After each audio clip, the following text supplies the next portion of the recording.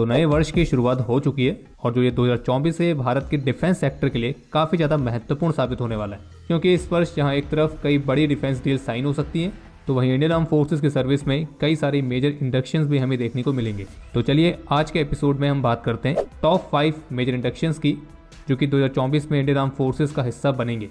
तो स्वागत है आप सभी डिफेंस लवर्स का डिफेंस ज्ञान सीरीज के एक और बेहद ही फ्रेश एपिसोड में। So without wasting any time, let's begin.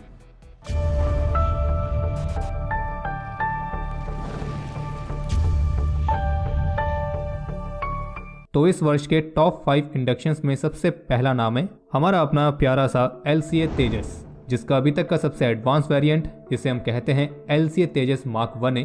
तो ये इस वर्ष इंडियन एयरफोर्स की सर्विस का हिस्सा बनेगा। LCA तेजस मार्क 1 फाइटर्स की जो डिलीवरी है वो फरवरी के महीने से स्टार्ट करने के लिए शेड्यूल की गई है और तेजस फाइटर्स के इस एडवांस वेरिएंट के साथ जो पहली स्क्वाड्रन होगी तो पाकिस्तान के साथ लगी सीमा के पास राजस्थान के बीकानेर में नल एयरबेस पर डिप्लॉय की जाएगी। और जो LCA तेजस मार्क 1 फाइटर्स हैं वो पुराने हो रहे MiG-21 बाइसन एयरक्राफ्ट की जगह लेने वाले हैं।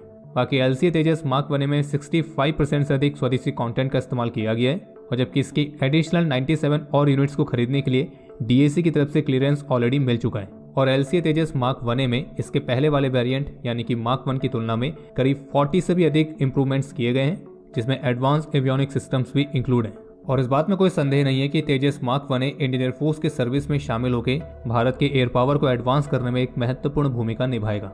और LCA तेजस मार्क 1 के बाद अब इस लिस्ट में दूसरा नाम है बख्शीर का, जो कि कलवरी क्लास की छठी और आखिरी सबमरीन है। जबकि इससे पहले की 5 submarines INS Kalvari, INS Khanderi, INS Karanj, INS Vela और INS वगीर ये ऑलरेडी इंडियन नेवी की फ्लीट का हिस्सा बन चुकी हैं। बाकी रही बात बख्शीर की, तो इस सबमरीन की जो समुद्री परीक्षण है उसे इंडियन नेवी द्वारा पिछले साल 2023 में ही शुरू कर दिया गया था और ये सबमरीन इस साल मार्च या अप्रैल के महीने तक इंडियन नेवी की फ्लीट में कमीशन होने के लिए तैयार है।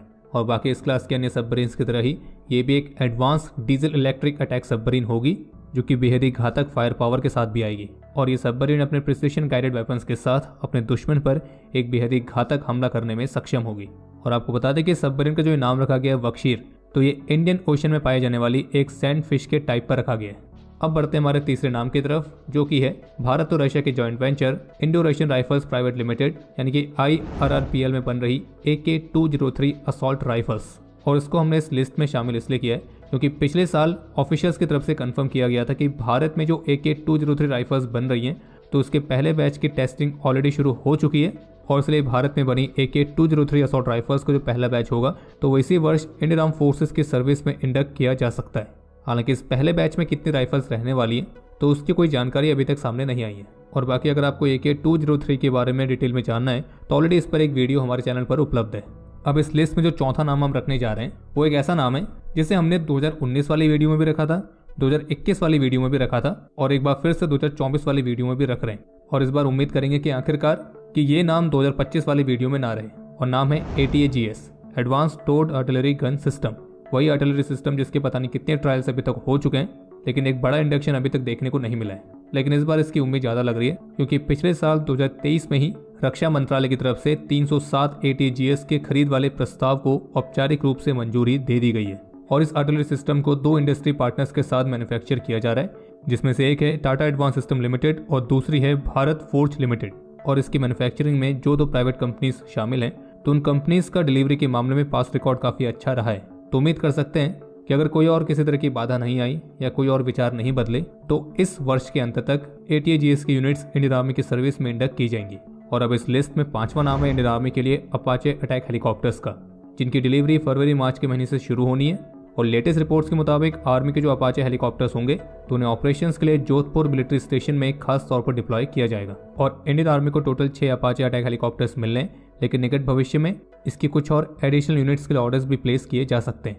और बाकी तो आप सभी जानते होंगे कि इंडियन एयरफोर्स की सर्विस में ऑलरेडी 22 अपाचे हेलीकॉप्टर्स मौजूद हैं, जिन्हें वेस्टर्न और नॉर्दर्न बॉर्डर्स में डिप्लॉय किया गया है। और अगर आर्मी के भी 6 अपाचे हेलीकॉप्टर्स को इंक्लूड कर लिया जाए तो जल्द ही इंडियन आर्म फोर्सेस के पास टोटल 28 अपाचे अटैक हेलीकॉप्टर्स हो जाएंगे। और बाकी आर्मी के अपाचे हेलीकॉप्टर्स को ऑपरेट करने के लिए 50 से अधिक पायलट्स और टेक्नीशियंस को ऑलरेडी अमेरिकन फैसिलिटीज में ट्रेनिंग दी गई है। और इसलिए ऑफिशियल्स का ये कहना है कि हेलीकॉप्टर्स की डिलीवरी होते ही बहुत ही शॉर्ट टाइम पीरियड में आर्मी के अपाचे हेलीकॉप्टर्स की जो फ्लीट है वो ऑपरेशनलाइज हो जाएगी। तो ये थे इस वर्ष के टॉप 5 मेजर इंडक्शंस। और इनमें से आपको किसके इंडक्शन का सबसे ज़्यादा इंतजार है कमेंट सेक्शन में जरूर बताइएगा। बाकी वीडियो अगर पसंद आए तो वीडियो को लाइक जरूर करें और अगर आप चैनल पर पहली बार आए हैं तो सब्सक्राइब जरूर करके जाएं और साथ ही साथ बेल आइकन भी दबाएं ताकि जब भी कोई वीडियो अपलोड हो आपको उसका नोटिफिकेशन तुरंत ही मिले। और अब तो यूट्यूब भी शायद टाइम पे नोटिफिकेशन भेज ही देता है, तो इसलिए बेल आइकन को जरूर दबा लेना। बाकी जल्दी मिलेंगे नए एपिसोड के साथ, तब तक के लिए जय हिंद जय भारत।